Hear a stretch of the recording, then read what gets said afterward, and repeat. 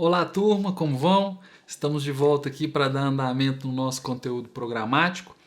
Na nossa última aula, nós falamos sobre o conceito de empresa e o conceito de empresário no direito brasileiro.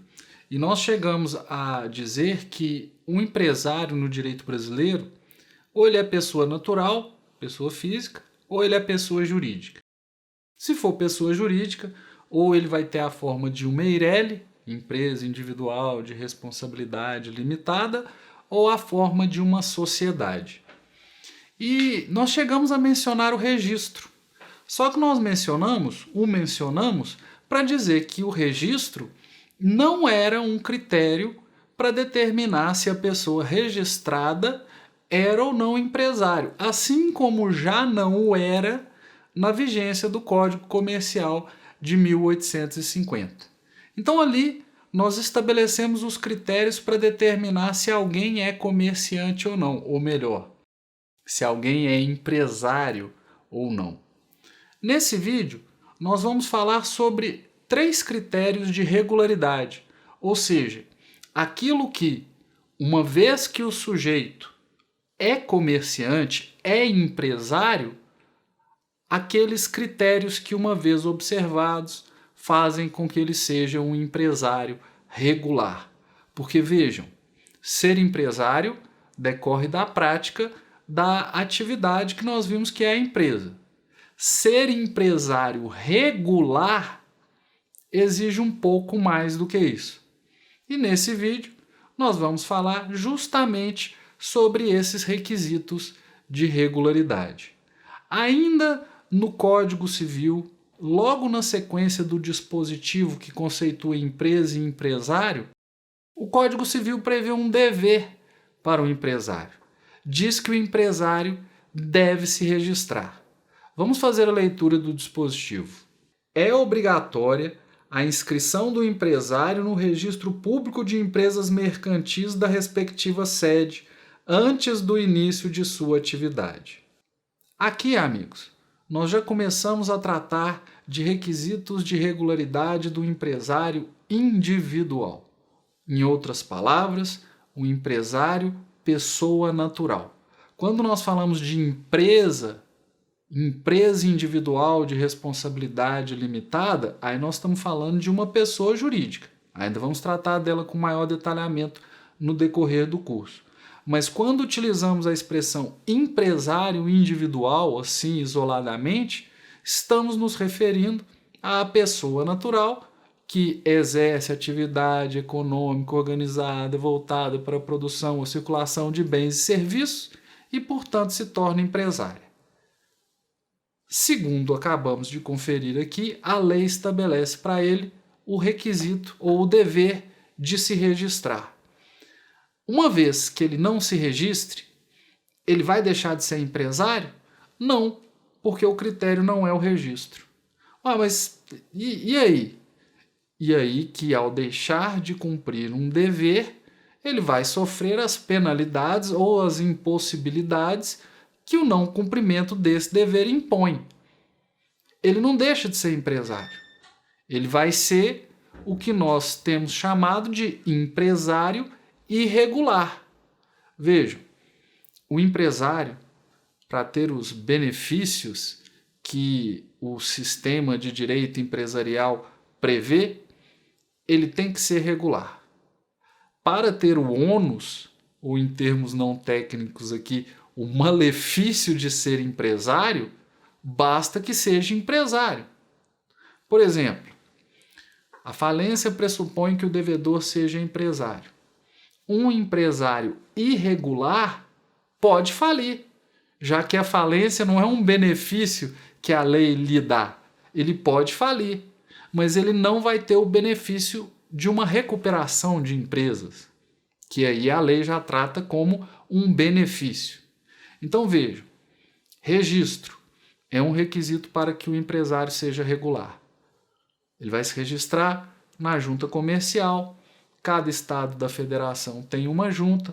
Nós ainda vamos falar, é um tópico também do nosso conteúdo, nós vamos falar especificamente sobre a sistemática de registros de empresas no Brasil, mas por enquanto, para o nosso objetivo atual, o que importa dizer é: o empresário tem o dever de se registrar na junta comercial da respectiva sede. Esse já é um dever específico do empresário. Se você não exerce atividade empresarial, você não tem que ter esse registro. Então, já é uma hipótese em que é útil saber, pelo critério material, se alguém é empresário ou não.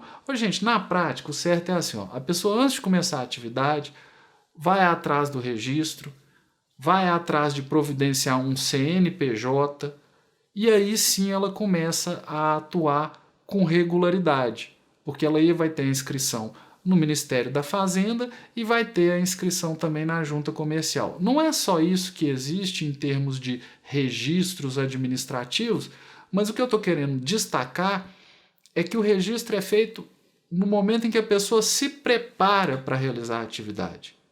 Porque se ela já está realizando a atividade antes disso, ela está realizando a atividade em caráter irregular. Então, primeiro requisito de regularidade: registro. De novo aqui, o dispositivo da lei. Artigo 967.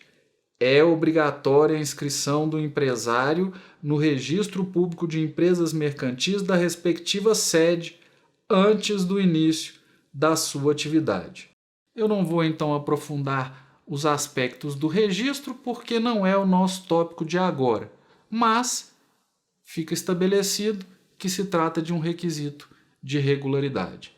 Segundo requisito de regularidade: capacidade. Haverá exceções, mas em regra, o empresário, para ser regular, ele tem que ser capaz. O que faz algum sentido, já que a atividade empresarial pressupõe discernimento, tirocínio, a pessoa está antenada com as situações do comércio e da atividade empresarial.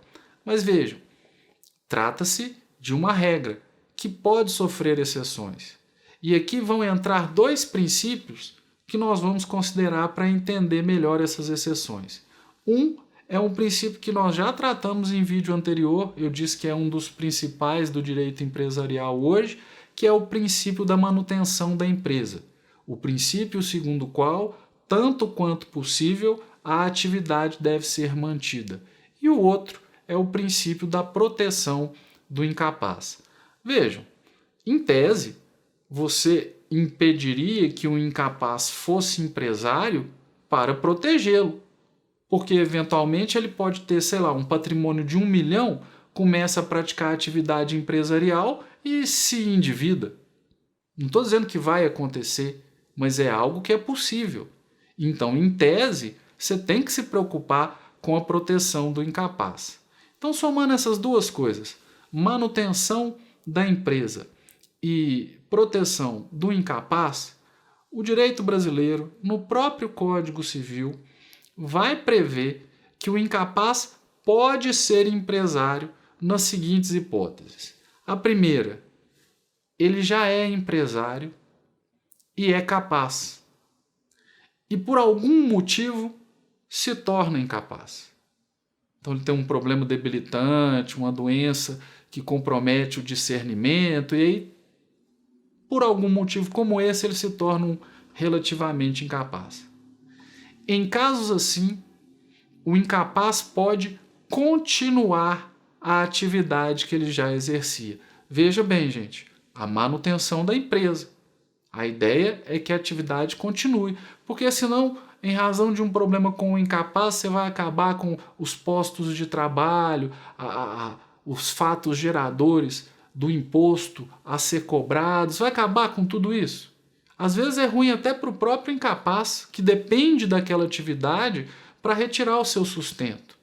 Então a ideia é, se o incapaz, enquanto ainda era capaz, exercia a atividade, nós vamos deixar ele continuar exercendo depois de ser tornado incapaz. Mas como assim? Ele sai exercendo como se nada tivesse acontecido? Não. Nesse caso, ele vai precisar de uma autorização judicial.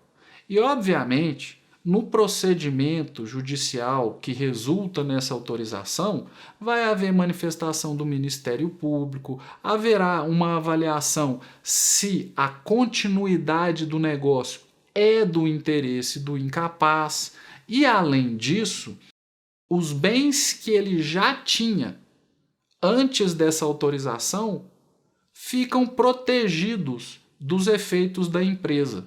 Se ele tinha bens e depois se endividou, essa dívida não será satisfeita com a utilização de bens pré-existentes a esse estado de incapacidade e a essa autorização judicial. Então, de novo, o incapaz pode continuar a empresa que ele já exercia, mediante autorização judicial, que vai aferir a utilidade dessa continuação, a conveniência dessa continuação para o incapaz. Também será registrada na junta comercial, juntamente com a autorização, a especificação dos bens que não estão vinculados à atividade e, obviamente, na medida em que se trata de um incapaz, se é um relativamente incapaz, nós teremos alguém para assisti-lo. Eventualmente, se a pessoa que deva assisti-lo não pode ser empresária, aí você pode aí indicar um gerente para substituí-los sem maiores problemas. Então essa é uma exceção prevista no Código Civil à regra segundo a qual a capacidade é requisito de regularidade. Nesse caso, o empresário é incapaz e é regular. A outra hipótese, que também é de continuidade, é aquela em que o empresário herda um estabelecimento já montado e que já funciona. Quer dizer, uma atividade que já vem sendo exercida cai no colo dele na qualidade de um bem recebido em herança. Mais uma vez, nesse caso, para a manutenção da empresa, a lei autoriza que a atividade continue. Ah, mas e o interesse, a proteção do incapaz? De novo, para essa continuidade, o incapaz então vai se tornar empresário para dar continuidade à atividade. Para isso, no procedimento judicial, que no final vai resultar numa autorização e que é requisito, será aferido se o incapaz herdar o negócio e dar continuidade ao negócio, é do interesse dele. Do mesmo modo, você vai estabelecer quais são os bens que ele já tinha antes de se tornar empresário, para que eles não fiquem vinculados ao resultado e à eventual má sorte da atividade empresarial. Ele herdou, eventualmente ele é menor de idade, ele é um absolutamente incapaz, então vai ser representado. Ah, é um relativamente incapaz, então vai ser assistido. Tá, tudo bem, mas o representante dele, a lei estabelece que a profissão que ele tem proíbe ele de ser empresário. Então nós vamos arrumar um gerente, alguém que vai agir exercendo a atividade no nome e no interesse desse incapaz. Então, segundo requisito de regularidade que nós estamos colocando aqui, capacidade. Toda hipótese de incapaz empresário significa que se trate de um empresário irregular? Não. Eu acabei de enumerar aqui os casos da lei, do Código Civil, para exemplificar que não.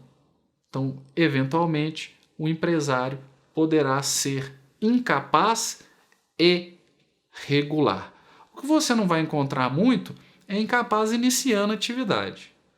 Especialmente em se tratando de menores, isso vai ser difícil acontecer. Eu poderia dizer assim, ó, isso não acontece, é proibido, mas a gente nunca pode ter essa certeza absoluta no direito. Senão, volta e meia, vamos ser surpreendidos com a junta comercial do Estado, lá longe, que decidiu uma coisa assim. Mas, em regra, a pessoa menor de idade não pode começar a atividade, senão em casos como esse. E o incapaz, em geral, não poderia começar a atividade, senão em casos como esses. Tudo bem até aqui, amigos? Por fim, obviamente, isso está no Código Civil. Eu vou colocar rapidamente a lei aqui na tela, o dispositivo concernente, e vou fazer a leitura. 972. Podem exercer a atividade de empresário os que estiverem em pleno gozo da capacidade civil e não forem legalmente impedidos. Aí olha o 974. Poderá o incapaz, por meio de representante ou devidamente assistido, continuar a empresa antes exercida por ele enquanto capaz, por seus pais ou pelo autor da herança. Parágrafo 1º. Nos casos desse artigo, precederá a autorização judicial, após exame das circunstâncias e dos riscos da empresa, bem como da conveniência em continuá-la, podendo a autorização ser revogada pelo juiz, ouvidos os pais, tutores ou representantes legais do menor ou do interdito, sem prejuízo dos direitos adquiridos por terceiros. Parágrafo 2º. Não ficam sujeitos ao resultado da empresa os bens que o incapaz já possuía ao tempo da sucessão ou da interdição, desde que estranhos ao acervo daquela, devendo tais fatos constar do alvará que conceder a autorização.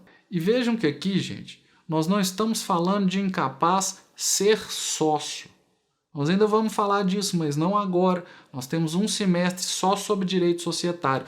Nós estamos falando do incapaz ser empresário. Ser sócio vai ter alguma restrição em alguns casos, mas a sistemática é um pouco diferente. E lembrando, gente, a redação dessa parte do Código Civil é anterior àquela alteração das regras de incapacidade para pessoas com deficiência. Então vamos interpretar isso aqui com esse tempero, para a matéria. Por fim, é requisito de regularidade a ausência de impedimentos. Nós acabamos de ver o dispositivo da lei aqui. A pessoa deve ser capaz e não sofrer impedimentos. O que seriam esses impedimentos? Gente, impedimentos não estão colocados na legislação empresarial, quer dizer, na legislação própria do direito comercial. No Código Comercial, sim, havia lá uma enumeração de impedimentos, mas hoje não. Esses impedimentos se encontram em leis específicas que tratam de atividades específicas, e aí, ao tratar daquelas atividades, eles vão dizer, quem realiza essa atividade não pode ser empresário. Então não é no direito empresarial. E o que nós vamos fazer então em face disso? Sair colecionando tudo quanto é lei que traz impedimento a que alguém seja empresário? Veja, gente, se alguém tem um impedimento e exerce a atividade, se torna empresário. O que faz alguém ser empresário ou não é aquele critério material. Mas tem um impedimento, então vai ser empresário irregular. Não terá os benefícios de ser empresário. Apenas o ônus, apenas o, entre aspas, malefício. Mas vamos lá. Então agora nós vamos sair fazendo aí uma busca da legislação que traga impedimentos? Não. E vocês sabem que eu não sou um enumerador maluco. Não acho que vocês têm que sair decorando, enumerando uma série de coisas.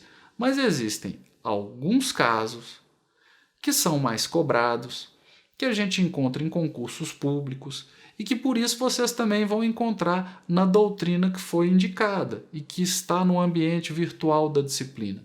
Eu quero chamar a atenção para um material que está no livro do André Santa Cruz e que eu achei interessante. É uma tabelinha mesmo, um esquema de quadradinhos falando justamente sobre alguns dos casos principais de impedimento. Eu vou colocar aqui na tela. E aí você vê, no esqueminha você encontra vedações ao exercício de empresa. E aí ele primeiro coloca os incapazes e depois os legalmente impedidos.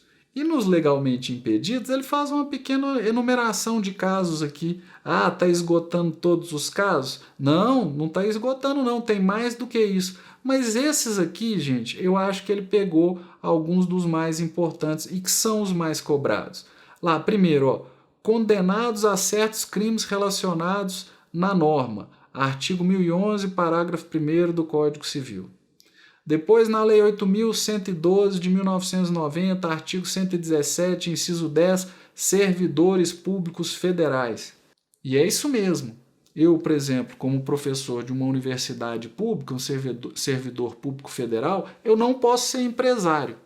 Posso ser sócio? Posso ser sócio. Não posso ser empresário, não posso participar da administração de sociedades empresárias, mas ser sócio apenas eu posso. E nós já vimos a diferença entre ser empresário, exercer atividade no nome próprio, e ser sócio de uma sociedade que exerce no nome da sociedade. Então, ser sócio eu poderia ser. Ser empresário, a legislação proíbe. Mas não só, por exemplo, na Lei Orgânica da Magistratura, o artigo 36, inciso 1º, veda que o magistrado seja empresário. Também o artigo 44, inciso 3º, da Lei 8.625 de 1993, que estabelece o regramento dos membros do Ministério Público, proíbe. Também para os militares, o artigo 29 da Lei 6.880 de 1980 traz vedação. Então isso, gente, é o que nós chamamos de impedimentos. São previsões legais nas leis que regem as atividades para que aquele sujeito que exerce aquela atividade seja empresário. Isso impede a pessoa de se tornar empresário? Factualmente, não. Impede no sentido de que ela é proibida, mas não no sentido de que ela não vai conseguir. Se ela exercer, ela será. Ela só não terá os benefícios. Aí, por exemplo, alguém que é impedido, está exercendo atividade, não está registrado, porque se for registrar não vai conseguir, é impedido. Então, é impedido e não tem registro. Já tem dois problemas. Não tendo registro, não consegue um CNPJ. Gente, ter CNPJ é ter um cadastro na Receita. Eu vou pôr um vídeo sobre isso. Não tem nada a ver o empresário individual ter um CNPJ e a gente entender que ele virou pessoa jurídica. Ele não virou. Ele só tem um cadastro nacional de pessoas jurídicas, mas ele não é uma pessoa jurídica.